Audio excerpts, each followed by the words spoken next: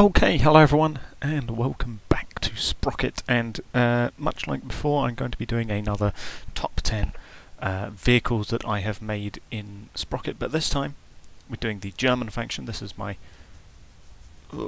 possibly my second largest faction. I think it is. It has got like nearly 2 pages of tanks worth, so but it's got more like 1.5 pages of tanks. So yeah, I think this is probably going to be one of my larger factions, and I'm going to be doing a top 10 countdown of tanks that I have made here.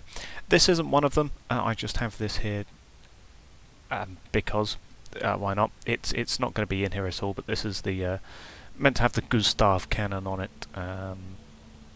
This Schwerer Gustav cannon is one of those massive artillery pieces that I did make a video on a couple of years ago after I made it, and it seemed to do quite well, at least in the video. The tank itself is yeah, not particularly great, but let's get into it. I pretty much I'm just going to be rating these based on how much I sort of bond with the tank, as it were.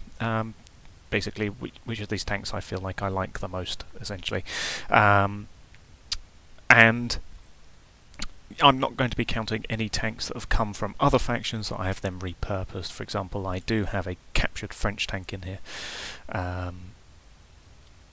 Where is it? There it is. This is the captured French tank that I just have here in the German faction. So things like these don't count.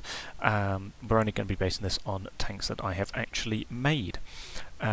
Sorry, well, I've made all of these tanks, but tanks that I've actually made specifically for this faction, not just taken and repurposed.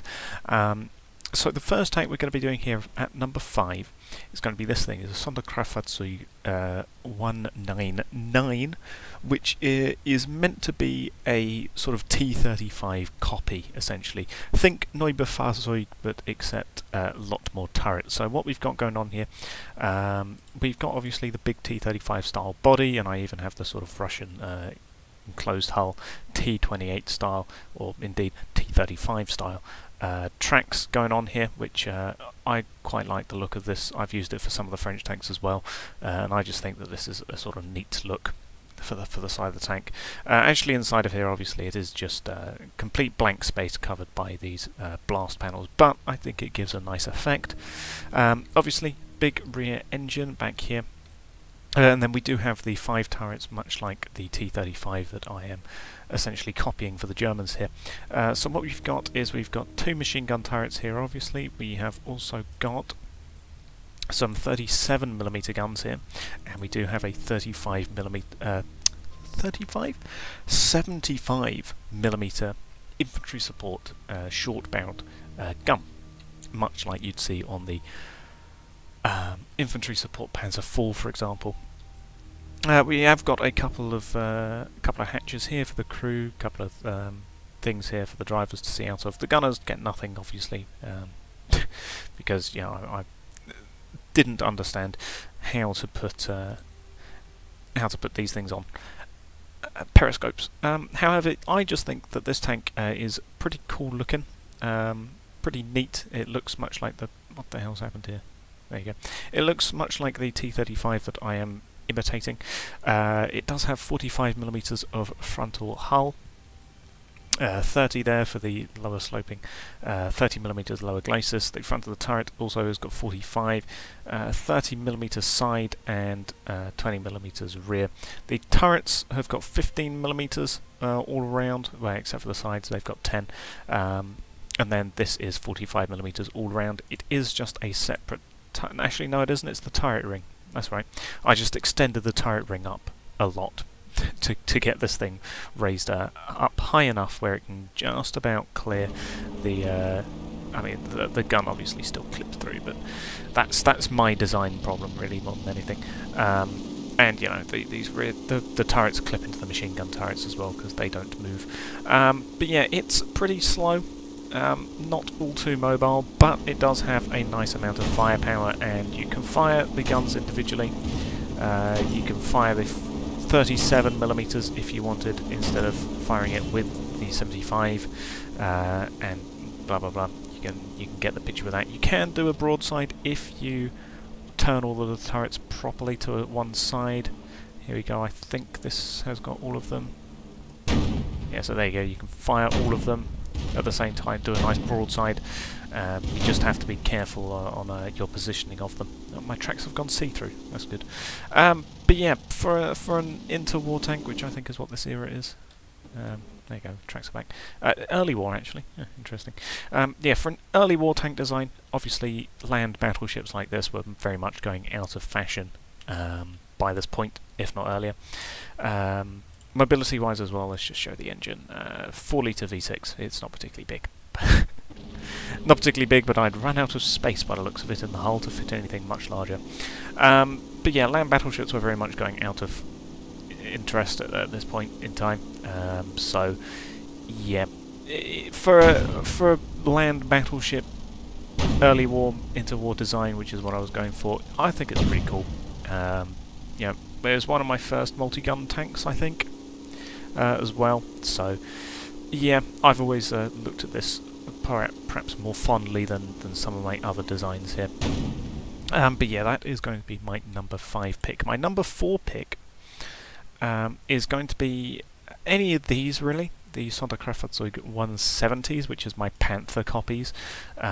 So here's the base ausf A model, and then we do have the ausf C model, which I've added some side skirts and given it some up armouring, and then we do have the ausf E, which is right there with shorter side skirts and a Schmalturm perhaps style turret, which is perhaps not the greatest of design, but it's far more effective, at least armour wise. And then there's the ausf G, the latest model for the late war period. I think these are mid-war, so yeah. And then we have got the Flak Verling as well, which I did actually submit for an ASMA contest. It's got this pretty cool stock default camo on, and it does have 30 mils. So yeah, I submitted this to RTP or RPC Brush Production Challenge, yeah, RPC 6, I think, is when I submitted this. I submitted 3 tanks actually to that contest. This was the one that did the best out of all of them. Not that any of them did particularly well, but yeah, it's a cool looking flag. It's got a sort of whirlwind style turret on it. It's got 430 mils. It looks weird because of the ASMA challenge restrictions, but hey, I was never going to win any ASMA challenge, so yeah. By the way, that's the Sprocket Discord member who makes notoriously difficult challenges. Damn ASMA. But yeah, I'm personally going to probably pick just the ausf A out of these tanks, because I think it probably looks the best. It's not the most armoured, however it does have 70mm of frontal sloping for 50mm lower glacis. The turret itself is 70mm as well, 40mm side, 20mm rear, so rather Panther-like armour thicknesses. If I was to go with the latest one, the ausf G, I think the armour goes up to 140mm. There you go, for late war German medium tank there. But yeah, just picking the ausf A or ausf C, yeah, we got 70mm. Armour-wise, well, I've just gone over that. Engine-wise, 8-litre V10 engine. Just stuck in the rear there, and it does have a pretty nice 75mm gun with 217mm of penetration. I don't actually have any shells loaded into this because I obviously haven't played with this since the shell update a long while ago. But yeah, I just think it's a pretty good Panther copy. Yeah, Panther knockoff, Panther copy. Relatively wide, but then that's German tanks, isn't it? It's relatively mobile. You know, it's alright. Armour-wise as well, for going up against Shermans, 70mm front sloped like that, it's probably fine. And yeah, that gun is able to penetrate pretty much anything that comes your way, even those tough damn English Churchills. So yeah, that is going to be my number 4 pick. As for my number 3 pick, we're going over to this page, and I am picking this thing, the Sonderkraftfahrzeug 235, aka my Puma knockoff. As you can tell, very much Puma-like, with the 8 wheels. Yeah, 8 wheels. It's got a funny sloped rear there with a sort of hatch for the engine, transmission, something. Big old engine deck right there. Spare wheels on the sides just to give some extra little, details and things. It does have a 50mm gun there, 150mm of penetration. Obviously, I don't have shells loaded. Never mind, I do have shells loaded. I do have shells loaded.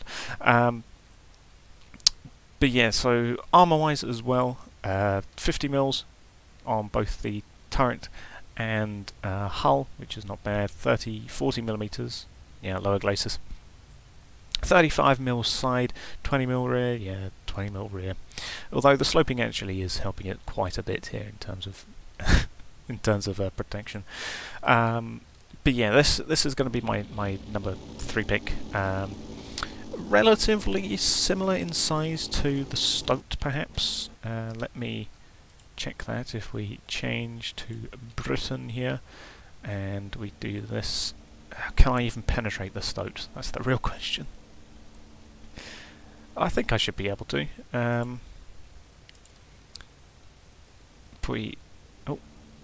what the hell just spawned? I don't want to spawn you.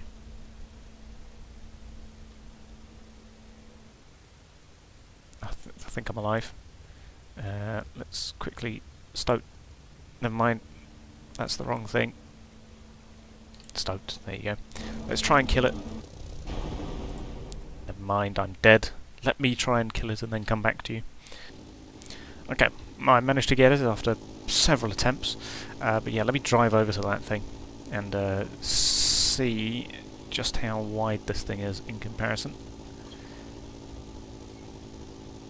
Because, yeah, they're both 8-wheeled vehicles. Obviously, that's a post-war design. This is early war / medium war, mid-war, I should say. But it is based on a Puma, and a Puma is a relatively large armoured car. After all, 8x8 vehicle. But yeah, it looks like this thing is roughly the same width as the Stoat, except the Stoat is far more longer. It's far longer and far taller. So, yeah. However, in terms of driving, it's relatively mobile, pretty fast. Was this one of my early wheel designs? I think it might have been.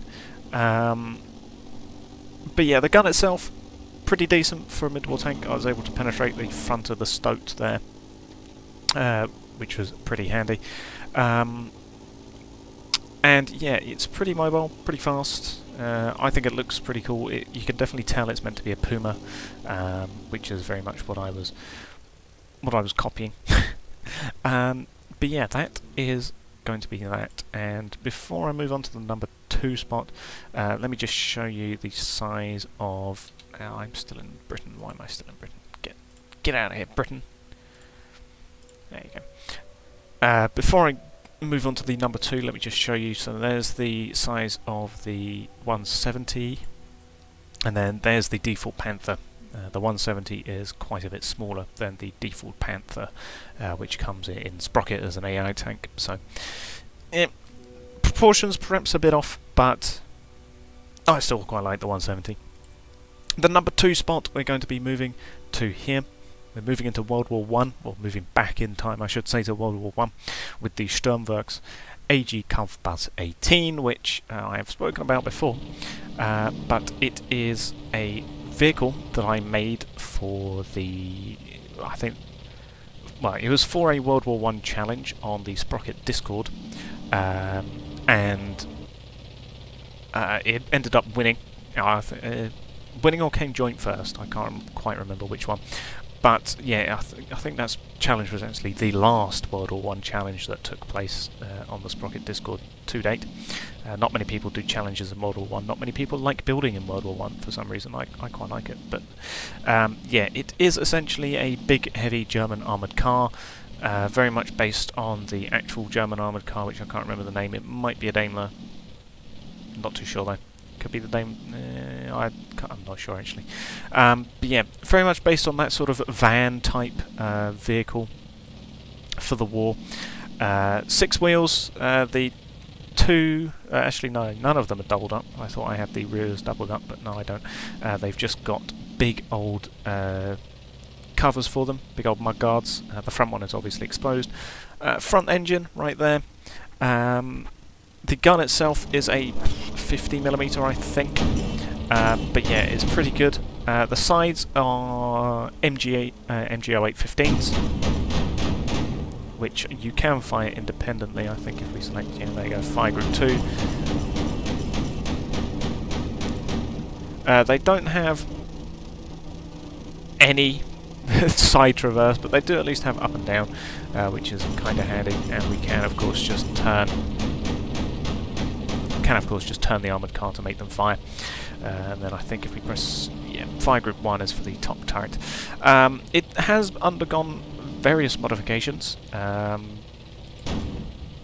since I first made it, notably the armour specifically, because I had to get this weight down. So armour-wise, it's still very thick, 30mm of frontal armour, 20mm side and rear on both the turret and hull. And we do have the classic World War I frontal armour plates which protect the radiator. Firepower-wise, yeah, there's the oh, it's a 60mm gun on it. Interesting. So yeah, it's a 60mm gun with 87mm of penetration, which is not bad at all. Machine guns wise, there's the MG08s, and because of how I've mounted them, whenever you respawn the armoured car, the guns get stuck facing forwards, which isn't the greatest thing, but we make do. So yeah, I think it looks pretty cool. It does have this World War I German camo, which is just a custom camo livery. It's in here somewhere. There it is, right at the end. Yeah, I just think it's excuse me. I just think it's pretty cool. And yeah, it actually did really well in the World War I contest.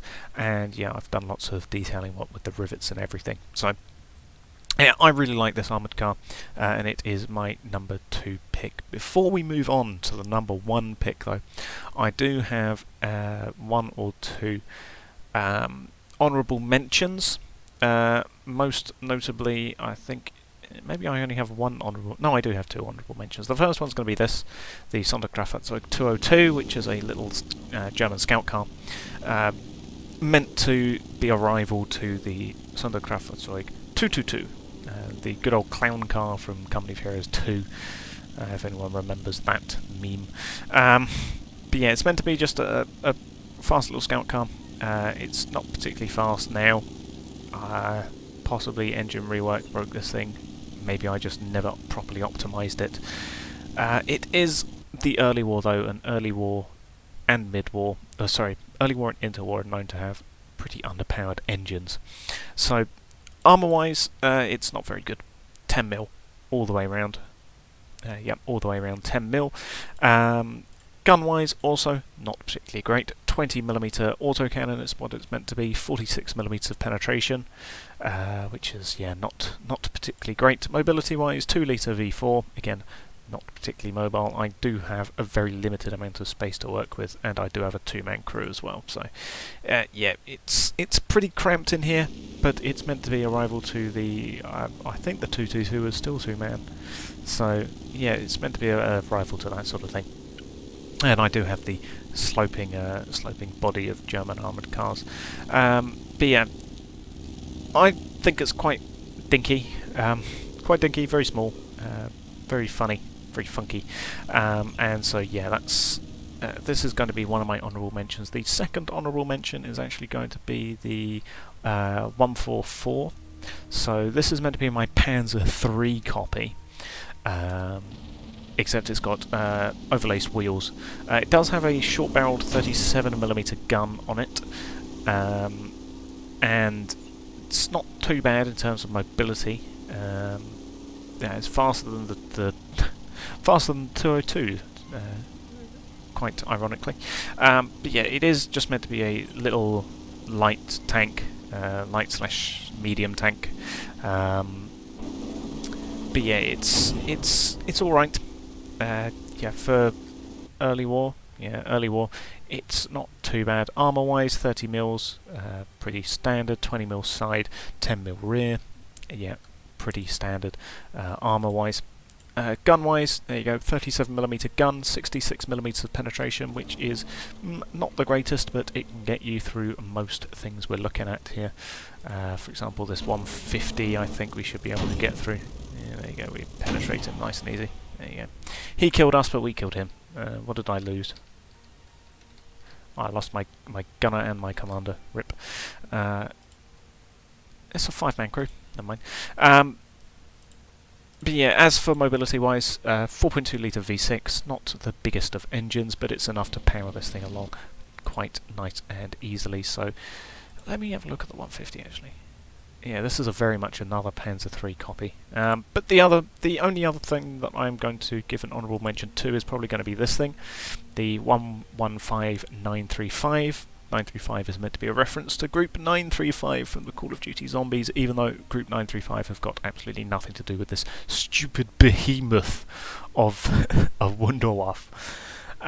So yeah, this is when I was first experimenting with stupidly big caliber guns and stupidly big tanks, and yeah, this is meant to be just a battleship, very much based on a sort of rat slash monster, the P1000 slash P1500 tanks. Both this and its bigger brother, the 935-2, which has also got a triple-gunned battleship turret on it. However, I like this thing less than the twin-barreled version, which is why I'm giving an honourable mention to the twin-barreled one, because I just think this thing looks a bit cooler and a bit. I hesitate to say more realistic, but. Yeah, interlace suspension, obviously, classic German option there. I mean, just look at it. The Allies would be pushed straight back into the sea if this thing ever got operational, as the Führer would claim, no doubt. But yeah, does carry 2 battleship guns. There they go. And it does have a couple of little machine guns in the hull, and we are in fact stuck because we've gone down a slight ramp, and there's absolutely no way we're getting this 400-ton machine off of there in any sort of time. So yeah, but it's just one of those big stupid tanks that you would take out because it's just stupid and ridiculous. Yeah, nothing's getting through you. With this I could spawn, let's quickly spawn in this thing, if it has ammo, which I'm not sure if it does. We'll see if it can even shoot at me. It can't, because that's right, I forgot the gun is broken on that thing, but there you go, we can easily penetrate it. It has a 48 litre V16. It is quite literally the biggest engine you can get without file editing. Not quite, actually. We still have quite a bit more to go, never mind. But yeah, it is quite a large engine for this thing. It needs it. Firepower-wise, these things are, I think they're actually bigger than 250mm. But they do have 404mm of penetration, which is real nice. Armour-wise, 200mm, which is the maximum on the slider that you can get, and it has got that all the way around, nice and easily. And yeah, the gun, there you go, 250mm for the turret ring. So yeah, got to make sure that the Allies can't exploit any sort of weakness like that. But yeah, this is just going to be an honourable mention because. It's just a big stupid tank. It's just a big stupid tank that you can drive around and you can, you know, bombard the Allies back into the sea. Just like that. There you go. Bang. So, yeah, that's going to be my honourable mention. Now, for the #1 spot, I imagine you all probably know what it's going to be, but it is going to be the Sturmpanzer Königsmörder, my other World War I German tank. Kind of based on an A7V, at least that's where I took inspiration for the tracks. And again, I built this for the same World War I contest as the Battle Bus, which is what Kampfbus stands for, meant to be a funny haha Fortnite reference. But yeah, it was built for that, but then the contest host forgot to use this thing and only used the battle bus, which, yeah, may have been for the best, quite honestly. But yeah, I just really love the Königsmörder. I just think it looks really, really great. This was the original design of it, but then I had misunderstood the limits of the contest, so I had to slim this thing down considerably to reduce weight. But here is the original Königsmörder. It's all 40mm all the way around, on all sides, absolutely everywhere, except for the roof, which is only 5, because I had to save weight somewhere. We had a 30-ton limit, and 5mm of lower armour right there. Gun-wise, they're all 60mm, I think. They all use the same gun as the... Yeah, there you go. They all use a similar gun to the battle bus. And then, yeah, obviously mid-engined, much like the A7V, where you've got the exhausts there. Driver commander would be up here, and then you've obviously got all of your crew members. We do have 11 crew in this thing, because multi-turreted tanks, they require lots of crew.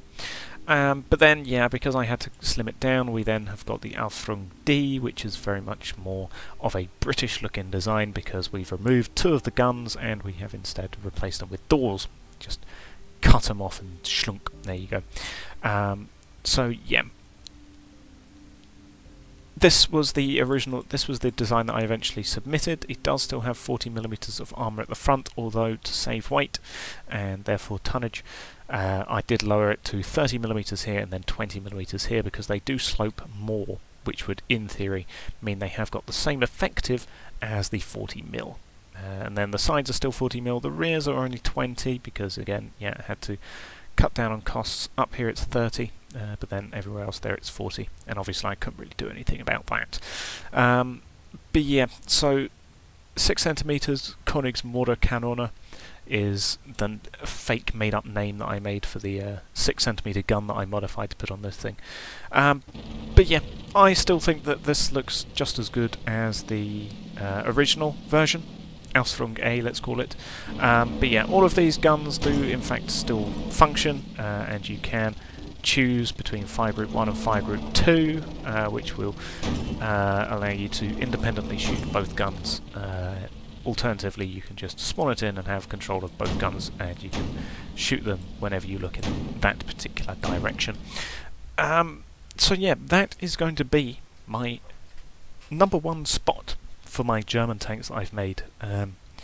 World War I tanks are just really fun to make, because there's sort of no reasonable design limit that you can choose for your designs, because it's World War I, tanks weren't a thing, so you can go ahead and make whatever outrageous design you want, and it will be perfectly in line for the era, because everyone was experimenting with stupid designs for tanks, which is how we've come up with something like this. If I had made this and then shown it to the Sprocket Discord and said it was a mid-war or early war tank, I'd get laughed at more than I do now. So, yeah, you can do this for World War I, and it's World War I. Who the hell cares? Everyone was making stupid tanks like this. And if I just switch to World War I just once more, I have shown this thing before already, but I'm just going to show it again, which is the Sturmpanzer Königsmörder, which is just a variant of the Königsmörder, except I have mounted it with quad MG0815 turrets for anti-aircraft purposes. There you go. So yeah, it was messed up a bit, because it doesn't like having this many guns that fast firing in one option. However, if we just change it to this, then yeah. It is the same old Königsmörder based off the A7V flak panzer, which had like 75mm anti-aircraft guns or something mounted to it. I decided to go with the faster firing machine guns. But yeah, some nice little details there and stuff, but I have recently shown this, so I won't dwell on it too much. But yeah, this is also just a copy of the, or well, a variant of the Königsmörder, so I'm throwing this up here in the #1 spot as well. But yeah, that is the German tanks and my favourite ones of them, so I will thank you all for watching, and goodbye.